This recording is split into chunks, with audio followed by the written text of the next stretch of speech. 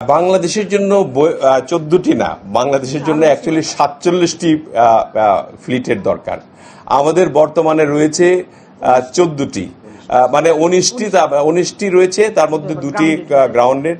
আপনার 17টি ফ্লাইট এখন কার্যত কাজ করছে, তার মধ্যেও 3টি কিছুদিনের মধ্যে গ্রাউন্ডেড করতে হবে। তো আমরা 14টি ফ্লিট দিয়ে আপনি এতগুলি জায়গায় আপনি করতে পারেন। দেখেন আমাদের আমরা ইয়েতে সিডনিতে কোনো ফ্লাইট পাঠাতে পারছি না, বাঙালি আছে অনেক। আমরা নিউ ইয়র্কে পাঠাতে পারছি না, আমাদের জাপানে পাঠাতে পারছি না, যদিও আমরা এখন সিদ্ধান্ত গ্রহণ করেছি জাপানের নারিতাতে আমরা ফ্লাইট অপারেশন করব।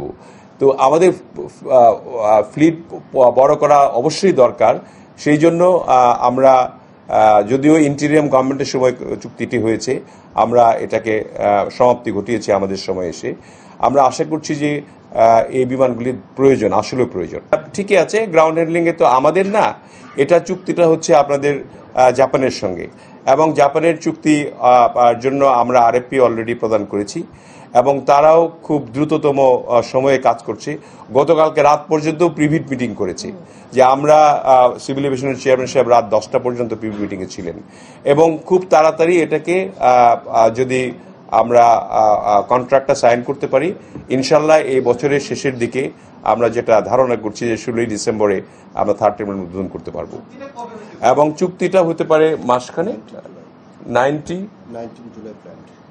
আমাদের 19 জুলাই পর্যন্ত তাদেরকে 42 দিনের যে একটা সময় বেঁধে দেওয়া আছে, তাই 19 জুলাইয়ের মধ্যে চুক্তিটা হবে।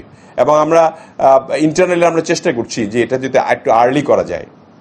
2031-এ আমাদের প্রথমটা পাবো, এবং এখন যদি আমরা না করতাম তাহলে বিমানের দামটা আরো বেড়ে যেত।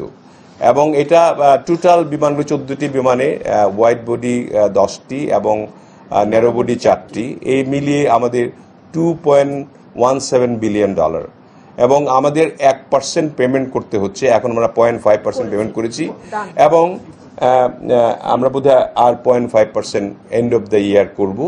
আর বাকি টাকাটা আসলে বিমানের ব্যাপারটা আপনাদের আমরা এখন বুঝতে পারছি আর কি, আমরা আলাপ করতে পারবো। এই যেমন এই টাকাগুলিও আপনার আর্ন করে করে কিন্তু পরিশোধ করা যায়। যেমন লিজের ব্যাপারে আপনি এক সাংবাদিক ভাই প্রশ্ন করলেন, যে লিজের ব্যাপারটা কিন্তু খুব, মানে আমাদের দেখে মনে হয় যে এত টাকা লিজ করছেন। লিজের সময় কিন্তু টাকা লাগে না, সামান্য 1% 2% টাকা দিয়ে লিজ করা হয়, এবং এটা আর্ন যে করবেন আপনি, আর্নিং সোর্স কিন্তু বিমান দ্বারা অনেক করা যায় আর কি।